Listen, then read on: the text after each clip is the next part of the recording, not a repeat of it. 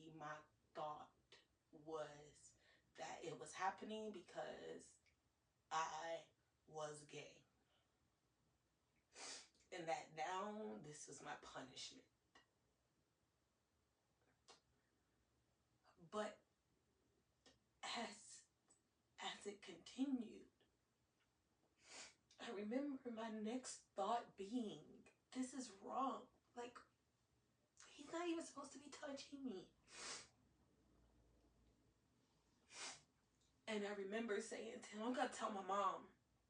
And he stopped. He stopped. Pull back. Pull back. And then he grabbed my arm again and said, you can't tell anybody. You can't tell anybody. Y'all, I'm so happy that I've never been a punk. That I've never been super scary. Because I don't know what could have happened had I not said something. You know what I mean? So I'm happy that I was brave enough to say to him, I'm going to tell my mom.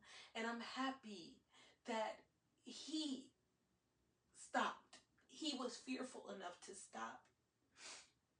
Because this man could have just taken my innocence altogether.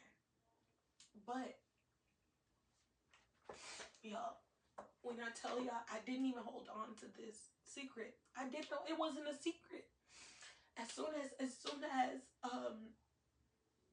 I said this, he fixed himself up. He told me to get myself together. He told me I could not tell anybody. I could not tell anybody.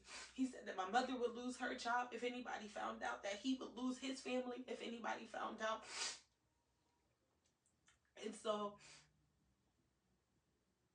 I agreed to him. I told him that I agreed that I wouldn't say anything.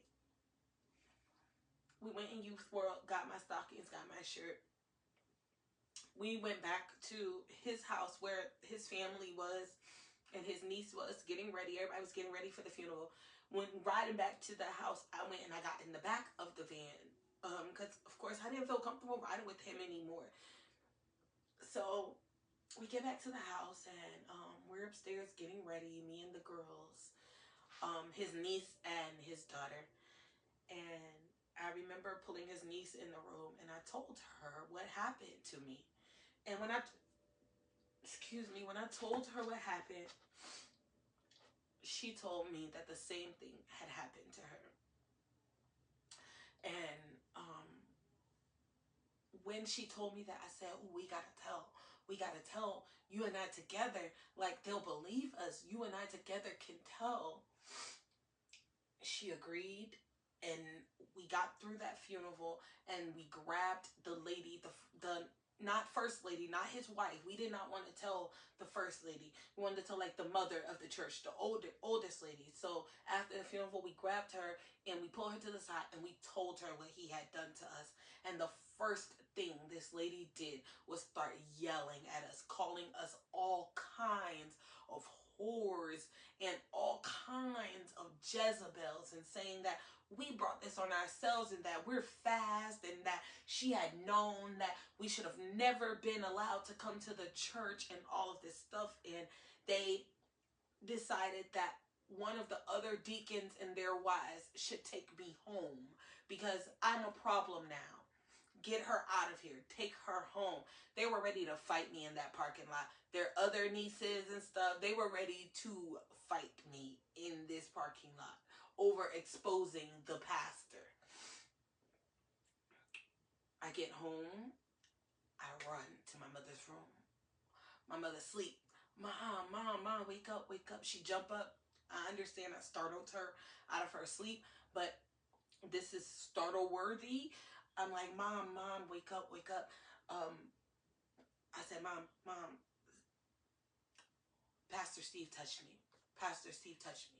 And she was like, wait, what? I said, no, yes, he touched me. Mom, you have to get up, please. My mother looked at me and told me that I needed to take my ass to bed.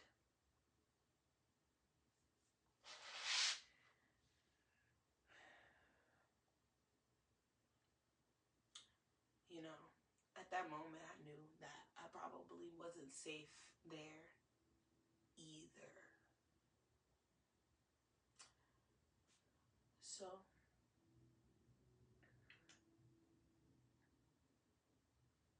fast forward about a month, I have an aunt's house I used to go over all the time, and she's my mother's. She was my mother's best friend. She's deceased now, but I call her my aunt because I grew up with her, and she had a son. Her son had never tried anything crazy until after I came out. Um, he and I actually got to fighting because I was not afraid of him. Um, I know that my mom has spoken to his mother about me coming out because I was there for the conversation. And I remember him like asking me like, "Oh, so you like girls now? You on that gay shit? Like you with that gay shit?" And he waited for his opportunity one night when I was staying the night over their house.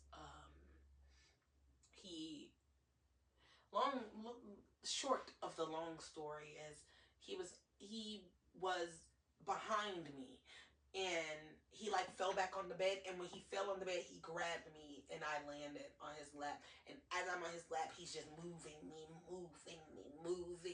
like that, and I hopped up and I started wailing. On him again. I was not afraid of him. Me wailing on him got the attention of his mom.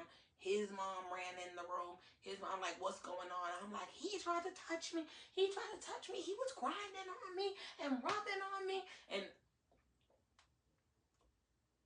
told my mom this. My mom didn't believe me. At this point, I'm just hot in the tail. You know what I mean? I'm just out here being promiscuous at this point. Leave it to her. I was just doing all the things. So I told dad, right? If mom doesn't do anything, dad damn sure will. Right? Well, told dad, Uncle Willie, that, hey, your best friend violated me in the church van about a month ago. I thought my mom handled it. She didn't do anything at all. I think the police should be involved. For the sake of anonymity, y'all, I'm gonna try to say this the best way possible.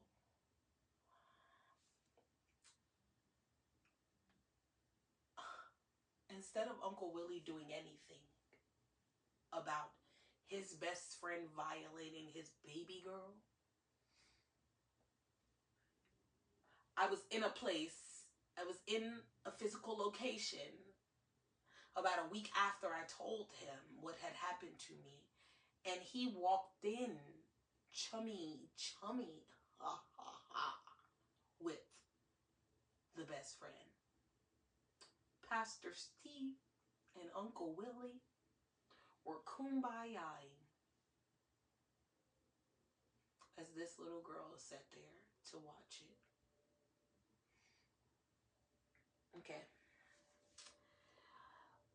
So, 11 years old, get taken away from my mom. She beat me up real bad one night. Her boyfriend had broken up with her, and she blamed it on me.